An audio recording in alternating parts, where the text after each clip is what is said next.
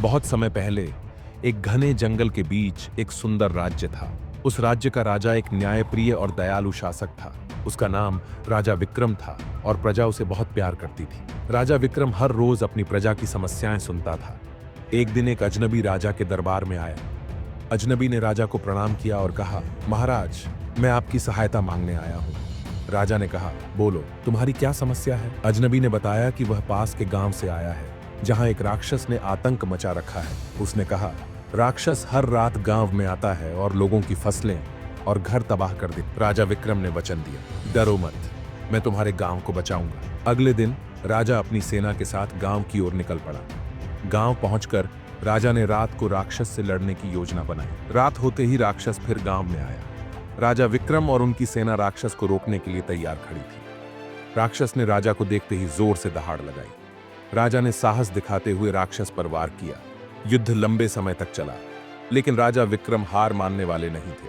आखिरकार राजा ने अपनी बुद्धिमानी और साहस से राक्षस को हराया, लेकिन राक्षस यहाँ से जंगल में छुप गया। राजा विक्रम ने सोचा कि राक्षस इतनी शक्ति कहां से प्राप्त करता है। गांव के बुजुर्ग ने राजा को बताया, यह राक्षस एक अभिशाप के कारण पैदा हुआ है। उसने बताया कि यह अभिशाप उनके पूर्वजों के एक बड़े पाप का परिणाम था। राजा विक्रम ने पूछा, इस अभिशाप को कैसे खत्म किया जा सकता है?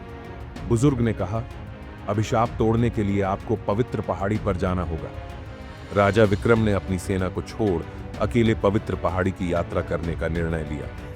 रास्ते में उसने एक रहस्यमयी साधु से मुलाकात की। साधु ने कहा, पवित्र पहाड़ी तक पहुंचना आसान नहीं है, तुम्हें 3 परीक्षाओं से गुजरना होगा। पहली परीक्षा थी साहस की। राजा को एक भयंकर नाग का सामना करना पड़ा। राजा ने नाग को हराया और यात्रा जारी रखी। दूसरी परीक्षा थी सत्य की। राजा को एक जादुई दर्पण के सवालों का जवाब देना था। तीसरी परीक्षा थी त्याग की। राजा को अपना सबसे कीमती सामान छोड़ना पड़ा। पवित्र पहाड़ी के शीर्ष पर राजा ने एक जादुई दीपक जलाया। दीपक की रोशनी ने राक्षस को शांत कर दिया और वह एक साधारण मनुष्य में बदल गया। राजा विक्रम को अब पूरे राज्य में महानायक माना गया। उस दिन से राज्य में फिर कभी अंधकार नहीं छाया।